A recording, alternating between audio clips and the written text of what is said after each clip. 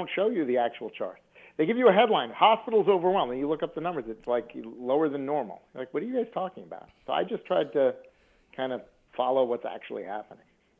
It's amazing, too, because the reason that that's so important is sort of the gaslighting that we see, how people try to rewrite history. So one of the things you've commented on is continuing to hold people to the things they said, for example, regarding locking down of schools. The science was pretty evident on this from the get-go, that this was a disaster and was going to have predictable harms.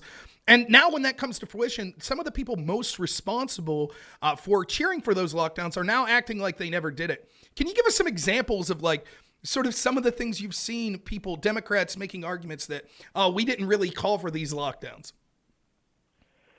Well, they always used kind of weasel wording, from kind of Fauci on down. What they always said, and they did this, for the year or so that schools were closed in most of the U.S., they would say things like, oh, I definitely think schools should be open, if you can do it safely and if the case numbers are low. And so they wouldn't say, I think schools should be closed. They would say, I think schools should be open, but then their next 2 or 3 sentences would actually result in keeping schools closed. And so now what they want to do is come back and, dig up these quotes and just use the first sentence and say, see, I said to open them. And we're not going to remember that, they said that, sort of as a feint and then said all the reasons that actually they wanted them closed. And, Fauci was obviously the worst example of this, but, the teachers' unions picked up this tactic, and therefore, all the places that they had a lot of influence, they had much longer closures, and all the places where Democrats were in control, they had much longer closures than the places where Republicans were in control. And, if you look at the data on this, it's really pretty stark. I mean, you've got states like Wyoming and Iowa and Florida that were pretty much completely open the whole time. And then, at the other end of the scale, you got kind of California that was closed forever, and Maryland, which I guess is technically a Republican governor, but we know he really went along with whatever the Democrats wanted. So there was a very stark partisan gap, and of course, we see the same thing on the local level. I mean, there were a lot of school districts, even in liberal states, that were pretty much open.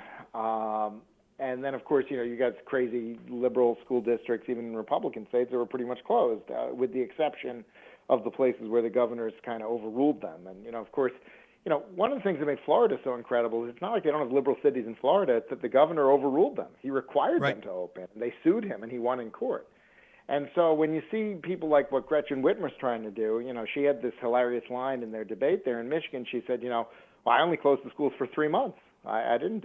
And, and then everyone tried to back her up, and they're like, yeah, she only closed it for the 3 months at the end of the 2019-2020 school year. It was a local decision after that. And it's like, okay, but if you make it a local decision, that's going to mean tons of closures. I mean, you have to exercise leadership if you want to actually get a good outcome. Yeah, it's amazing. And it's like one of the things I was saying from the get-go is when this all shakes out, we're going to want to look and say, well, who was right? What were the best decisions? And listen, I think that we never expect any leader to be 100% perfect on situations, particularly situations that have drastic ramifications like this. But I usually approach things from a liberty and individual mindset first. And for me, the known evil of lockdowns and harming kids and harming the economy and things like that far outweighed the unknown of what would the pandemic do. And I think that that's bore fruit. It's very interesting, when you go back to March and April of 2020, and we had all these people that were saying, you know what, it can't hurt to try hydroxychloroquine. It's a very safe drug. We ought to try it. There's not much downside to trying it. And the whole pushback against that was, oh my God, you can't try that. There might be some unforeseen harm. And then you had the exact opposite mentality when it came to things like the school closures, where you knew there was going to be massive harm associated with it, and you had no evidence that there was going to be benefit, and they said, well, we need to just do it. So it was totally inconsistent with the way that they viewed these things. And, even if you want to say, okay, people were panicking, they were freaking out in March 2020, we had to close the schools, we were closing everything, there was no excuse for any school not being open full-time by the end of that summer.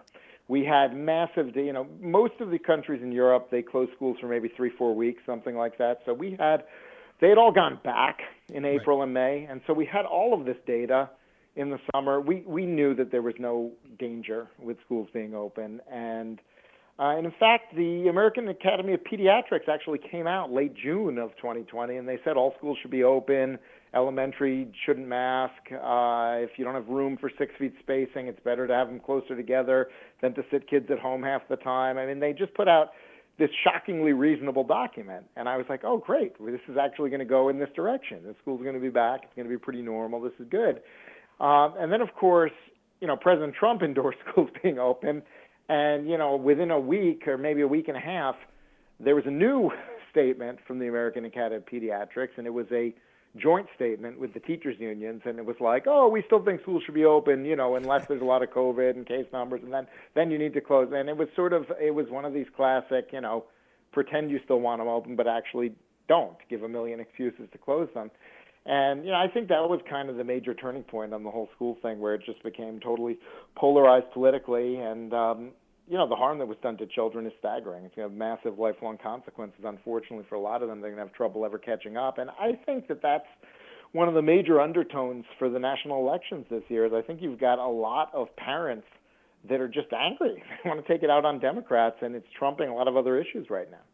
I totally agree. And it's funny because it's always a fool's errand to assume people are single issue voters. But there are these groups that traditionally have broken for Democrats. Like you hear them talking about suburban white women. One of the things that's unifying is no matter where you stand politically or ideologically, when people are harming your children, that tends to be something that resonates.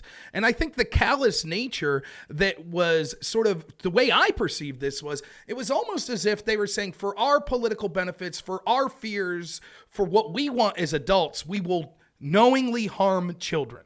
Right? Because the evidence was quite clear that when it came to COVID, that adults were far more susceptible to children, that it was respiratory illness wise. It was, with the decline of flu for whatever reason, that this wasn't a particularly dangerous situation for children. And yet we knowingly harmed them. And I think that resonates because even if you might disagree on unions or tax policy or things that traditionally separate Republicans and Democrats, people are rightfully furious at how flippantly they treated children's education and the massive amounts of harms that have resulted from it.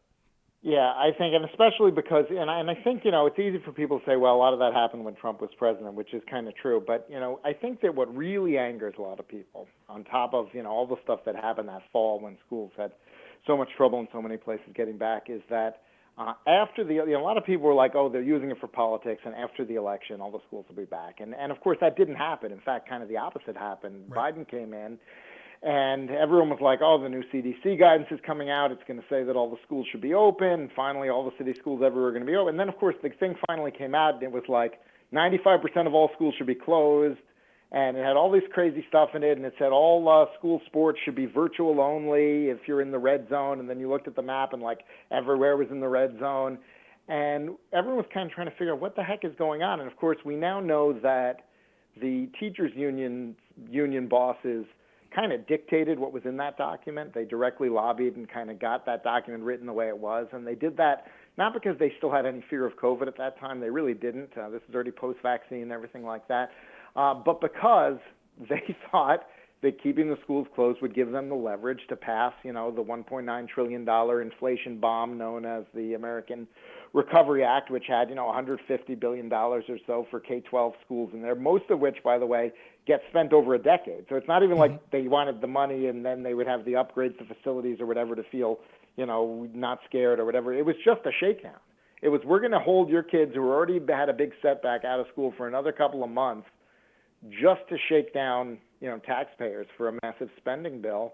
And, of course, that links it with the other big thing that's on everyone's mind, which is the price of everything has skyrocketed because they threw another, $2 trillion onto the fire of inflation. And that was all related. I mean, they literally used school closures as leverage to get that bill passed. And, whatever you want to say about what happened under Trump, that was a 100%, all Democrat production. Yeah, absolutely. And look, I think it's fair to levy some criticism of Trump, but you do have to take in mind that it was earlier, less was known. And as you're saying, we started to know with absolute certainty the damaging of school closures later into the summer. And, I think there's something that resonates with me is sort of the idea that they create the problem. And when these big government socialists, when it turns out that things run afoul, they're all about helping the working class. And yet their policies of lockdown / massive money printing led to one of the largest transfers of wealth from the poor and working class to the upper class. They never say, oh, we were wrong. Their solution's always, okay, give us more power, leave us print more money. We'll pass the Inflation Reduction Act. And I think it's hilarious. Yeah, good. Well, I don't think it's going to happen. But if it did happen that they retain Congress, does anyone doubt that it'll be another massive spending bill as their answer to inflation? They'll say, oh, well, we're going to cover your bills with another. I mean, this is all they know. And by the way, I'm worried there's going to be a massive spending bill in the lame duck session, no matter what happens in the election, because how many times have we seen, the Republicans go along where they say, oh, we have to clear the decks and all this kind of thing. So, I mean, we're going to have to, whatever happens on Tuesday, we're going to have to turn our focus pretty quickly to a lame duck session, prevent, another fiscal disaster from happening during that. But, I mean, the reason that there needs to be political retribution against the people who did all these things is they still don't admit that they were wrong. They don't, to the point you were saying before. They say, oh, no, I wanted schools open. I mean, Fauci and Gottlieb, all these guys, they go say, oh, yeah, no, I said I wanted schools open. It's like, give me a break. We were there. I mean, come on. Yeah, one of the areas of focus that I had was, I know you'll know this from having experience in policy debate, but oftentimes you want to be able to win an argument or prove something's bad through sort of the path of least resistance. So how could you concede arguments that your opponents are making, but still prove that they have a bad argument? So looking specifically to Biden's proposed vaccine mandate, where he was going to use OSHA and groups like that to have this vaccine mandate, the question I had was, well, this is sort of a universal one-size-fits-all approach. So can we look at particular groups, regardless of what your opinion is on the efficacy of vaccines? Are there particular groups where forcing them to take something against their will doesn't seem to be prudent? I focused on people that had prior infection. And the CDC's paper on that, and it seemed undoubtable that the science was quite clear that natural immunity was superior to vaccinated immunity, and yet we were punishing those people just because. I mean, people in the Biden administration admitted we're going to make their lives hell, and they put all the blame on them, and now we know that actually it seems even if there is a small risk of side effects of vaccine, we could have been trying to force people to take a drug that wouldn't help them that much for an illness that wasn't that big of a risk to them and caused them medical harm. To me, that seems monstrous. Yeah, there's no question that when you have a one-size-fits-all mandate, that's going to include people for whom the risk-benefit calculation is upside down, people who are more likely to be harmed than to benefit. And that's a very good argument against mandates. But there are a lot of good arguments against mandates. I think, to me, the one that was the most compelling, and we actually filed a brief at the Supreme Court in the OSHA case that made this point, almost a year ago now, back in January. By the time the case reached the Supreme Court, we had evidence from like 9 countries showing that the vaccine had no effect on reducing transmission. So, how do you mandate something that has no benefit to anyone other than the person for whom you're mandating it? Why can't they make that choice? What is the whole logic behind all of their mandate documents? They said it's going to be herd immunity, it's going to protect others, all this kind of stuff. But the data was already crystal clear by the time it made it to the Supreme Court that was not true. And so I think it's completely absurd that they tried to put mandates on. And here's the other thing that people don't even necessarily know, because most people kind of feel like COVID's over at this point. We still have tons of mandates. I mean, this administration is discharging people from the military as we speak for not having a vaccine. And to make it even more crazy, I mean, they're not mandating the booster, which, I think kind of makes sense. But on the other hand, you're not discharging people if they got shots 2 years ago that have completely waned to nothing. You know it's not doing anything now. You know it's completely out of date, but they can stay in. But someone who didn't get it, we're going to discharge. It's almost just a pretext for purging conservatives at this point. And they're doing it in the military. They're doing it to civilian government employees. They're doing it to government contractors. They're doing it to employees of the Head Start program.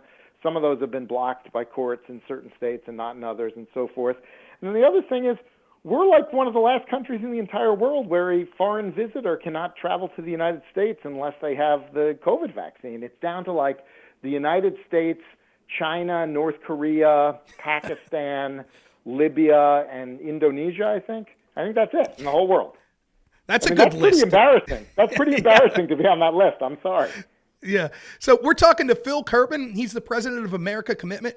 For my money, he's been one of the best sources of information and advocacy regarding COVID and against some of the sort of authoritarian measures that we saw. You talked about transmission with the vaccine. This is something I wanted to ask you. On that note, one of the things we were told is this unquestioningly loyalty to the science, which I know we both agree that to them, the science means only the science that agrees with them. But as someone who's out there sort of putting information out in a social media space and in other areas, what do you think about now the revelations that we know that the Department of Homeland Security was sort of working with people in social media companies to censor people that were talking about information that ended up being true surrounding vaccines and other COVID issues? Well, I think it's a pretty egregious abuse of power. And if anyone doesn't know what you're talking about, this was a story that was reported by Lee Fong at The Intercept. And it's a very left-wing publication, but they're sort of, they're nonconformist. And so they do stories that other left-wing outlets are not willing to do because it's not sort of on the team, if you will, with the Democrats. And, they found all these documents basically showing that the Biden administration opened up portals with, the social media sites where they could report the things that they wanted to be suppressed and blocked and, counteracted. And, it wasn't just COVID stuff. It was, it was all kinds of stuff, racial equity and Ukraine war stuff. I mean, there was a whole list of things, but COVID was obviously a big part of it.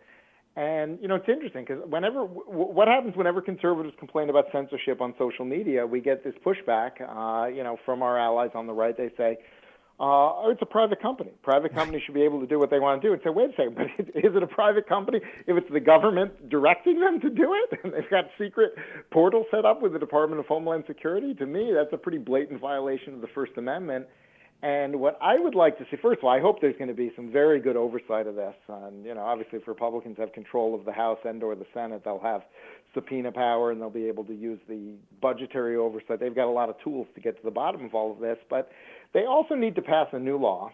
And there's a version of it that's been proposed. I think the penalties in the version that's been proposed are too weak.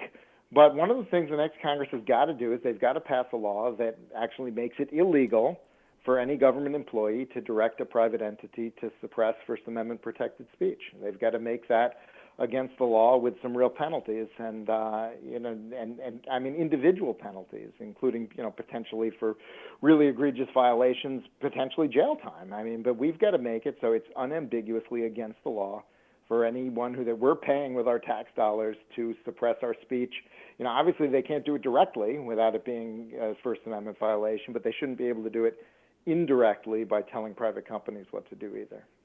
Yeah, and I think one of the ironies of this is when I try to debate people online and have conversations with people online, and one of the arguments that they consistently make is they always go for this argument, whether it be for climate change, whether it be through COVID, Ukraine war, all sorts of situations. They act like they use the word consensus a lot. They say, well, there's a consensus on these things and all the information.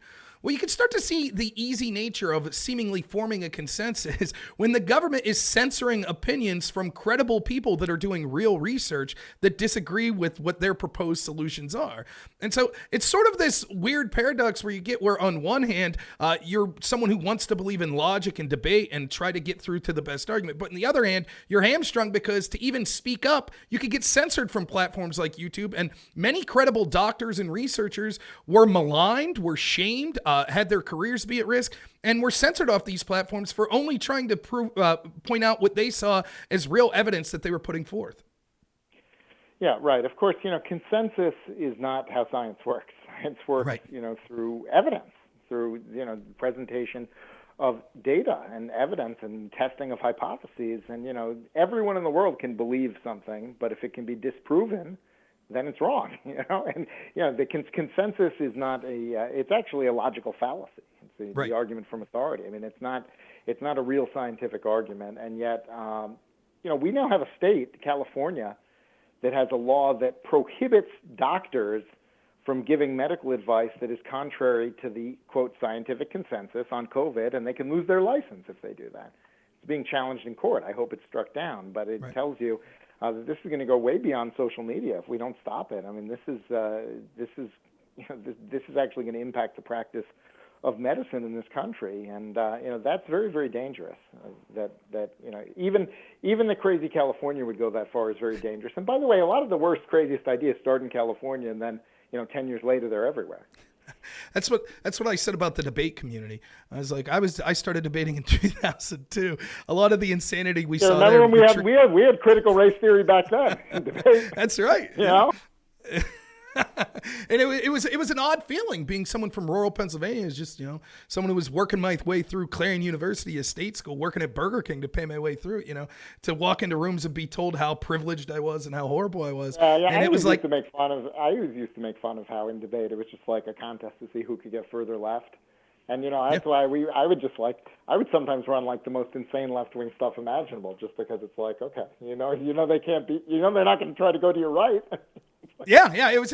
I remember we had a team at Clarion, not to wax too nostalgic, but we had a team at Clarion that got frustrated, JV team that was losing some rounds, and they started just being insane. The one partner put a garbage can on his head and started banging it with a wooden spoon, and the other started screaming about how Donald Rumsfeld owned the company that made aspartame and was causing cancer, and they were winning round after round because the more insane you got, this is a true story, and I won't drop his name, but a Clarion alum judged them in finals and was appalled by what he saw because he's like, I want policy debate. What is this?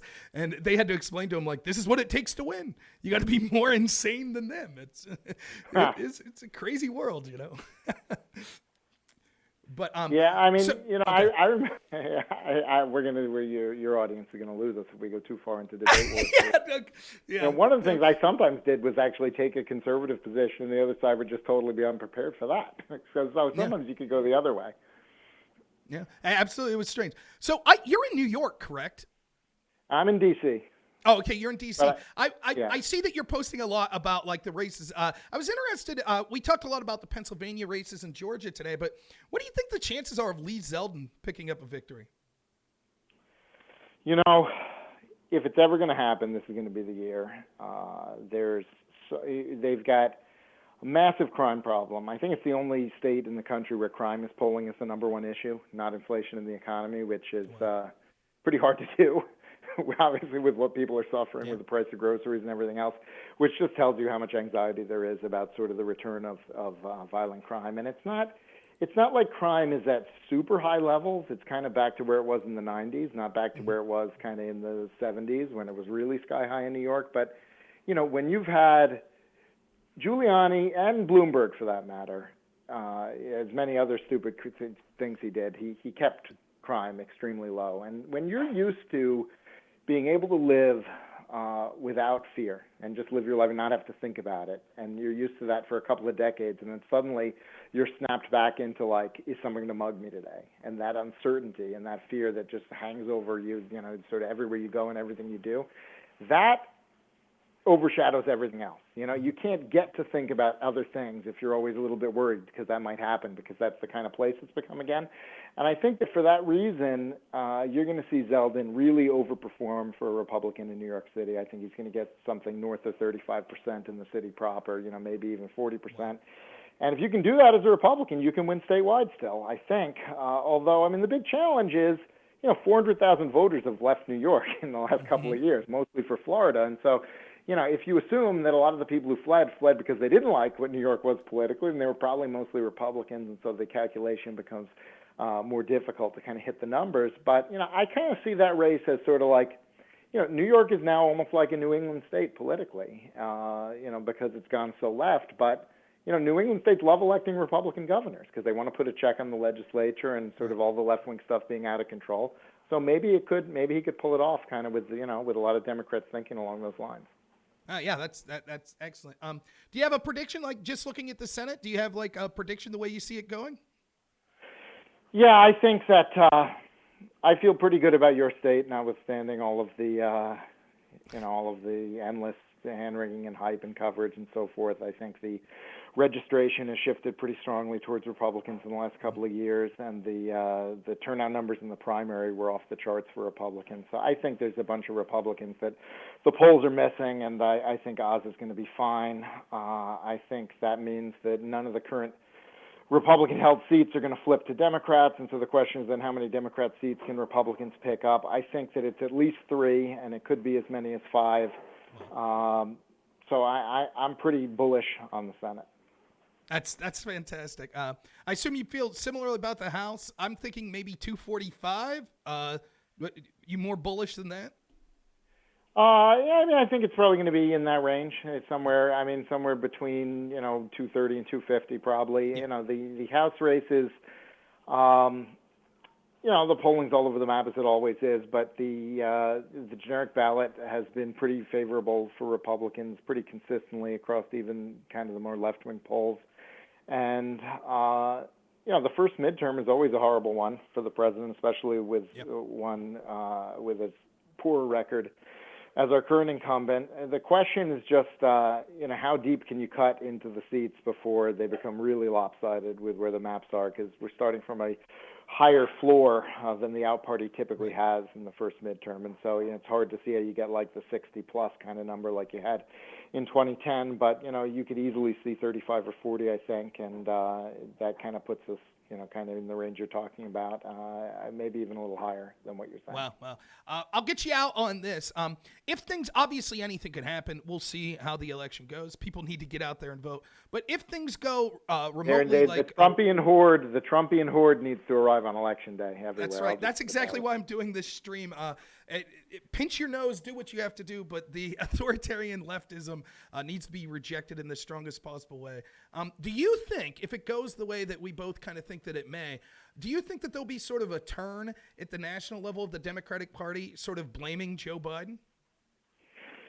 Well, they're obviously kind of foreshadowing that, the way the New York Times has been talking about sort of how feeble and ineffective he's become on the campaign trail, and a lot of people are saying that's kind of a preview for a post-election story they have about kind of his many senior moments inside the White House. They supposedly have a bunch of sources on that. I mean, look, I think the original plan when they made him the nominee was he's going to be 2 years and out, and you can have a 10-year presidency. But Harris has proven herself so bad at politics. Yep. I mean, I don't know. I mean, that I think has to give them pause about actually moving him off the stage. So I don't know. I'm not sure how that goes. And then of course there's another question. There's another political question, which is does the administration tack to the center the way Clinton did, or do they tack left and just use executive orders to go around Congress the way Obama did? There's sort of two different ways you can go after you lose a midterm. You can try to moderate, or you can try to sort of disregard the voters and just sidestep Congress. And